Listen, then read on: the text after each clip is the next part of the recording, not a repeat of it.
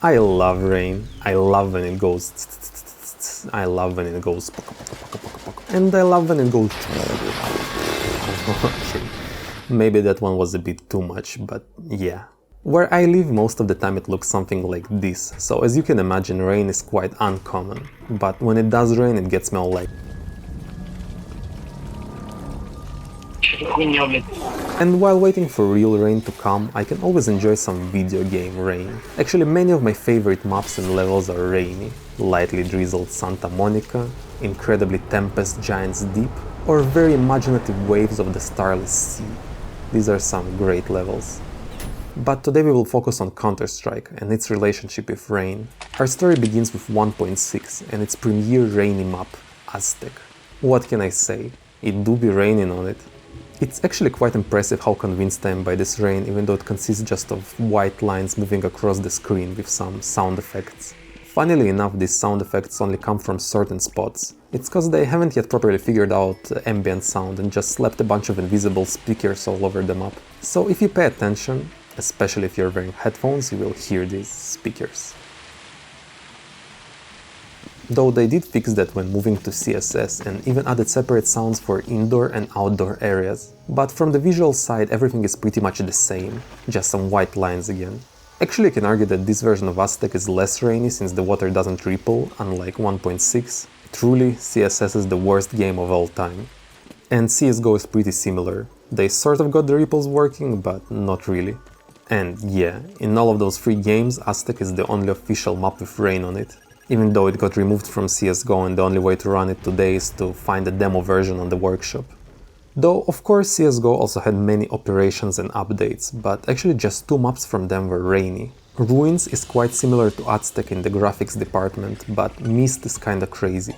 It's this huge mountain facility with multiple levels you can climb, death pits all around and even inside, doors on a timer that close by themselves, and of course, a good amount of precipitation. Other than these 2, I also remember there were quite a few rainy maps on the workshop. Most of them were edited versions of pre-existing sunny maps. Nonetheless, Rain Inferno is a hood classic.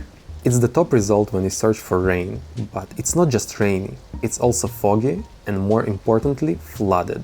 Apparently based on the 2014 Balkan flood. Yikes. Anyway, its design was quite interesting. As the T-spawn was flooded, you spawned under the water and started drowning even before the buy time was over. The mapper even tried adding like healing triggers to the spawn, but thankfully with how water works in Source games, once you were out of it you slowly regenerated the HP back. And the water itself was dirty and not transparent, so in quite a few spots you could crouch down and be completely hidden. That was like a pretty interesting mechanic you could play around with.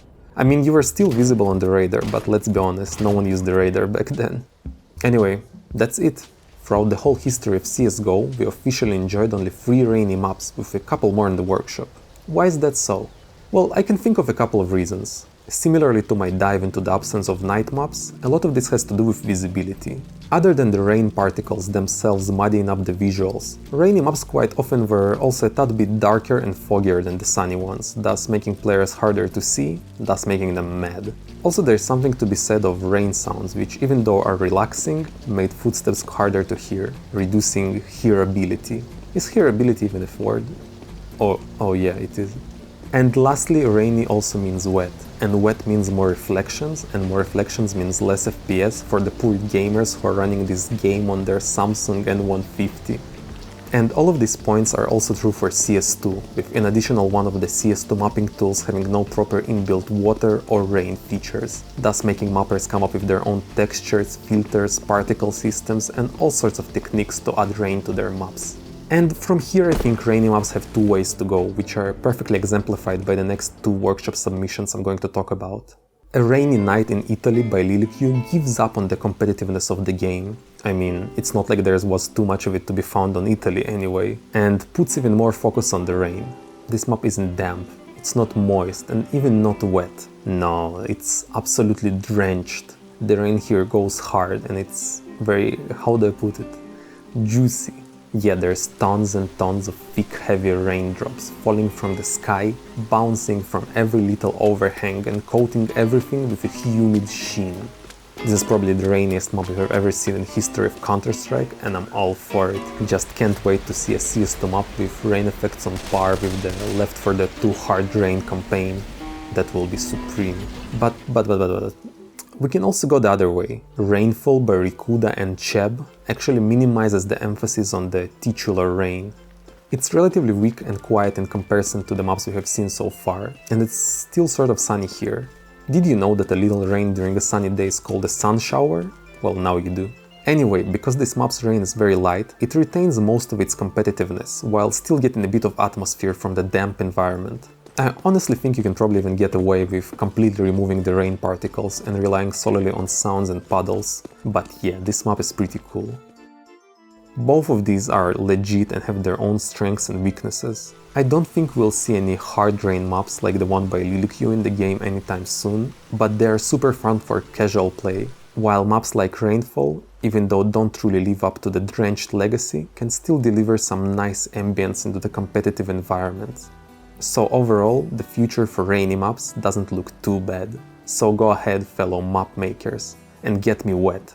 I mean, drench me. In water, that is.